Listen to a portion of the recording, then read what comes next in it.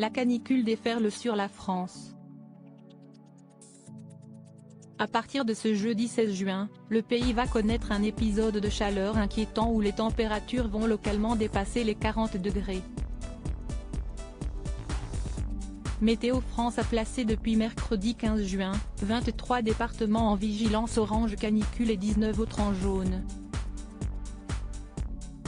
Épisode caniculaire précoce est marqué justifiant une vigilance particulière.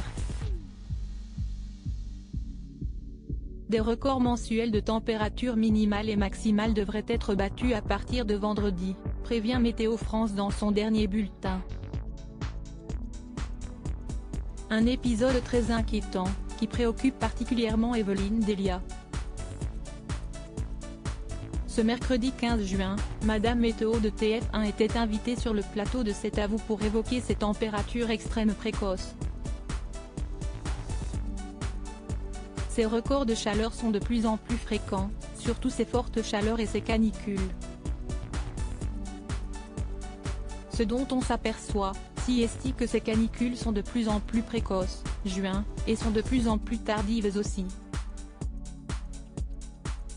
On a souvent des canicules jusqu'en septembre, a commencé Evelyne Delia, selon laquelle on vit quelque chose d'exceptionnel. En 2014, elle avait présenté un bulletin météo fictif pour l'année 2050 sans savoir que ces fausses températures seraient d'actualité en 2022. Alors vous voyez Nantes, 38 degrés. Eh bien, moi, j'ai les températures ville par ville pour vendredi et à Nantes, on a 40 degrés. Et on est au mois de juin. Si est-il impressionnant, a-t-elle ajouté sur le plateau de France 5. Evelyne Delia, on a pulvérisé les records. J'avais travaillé avec Météo France qui fait les projections. Quand ils m'ont envoyé la carte, je leur ai dit, non mais attendez, ce n'est pas possible et finalement, on a pulvérisé les records, s'est souvenu Evelyne Delia. En juillet 2019, 42,6 degrés à Paris, il avait jamais aussi chaud. Et le 28 juin 2019, 46 degrés, c'était à Vérargues dans l'Hérault, ça si est un record absolu. Il avait jamais fait aussi chaud en France.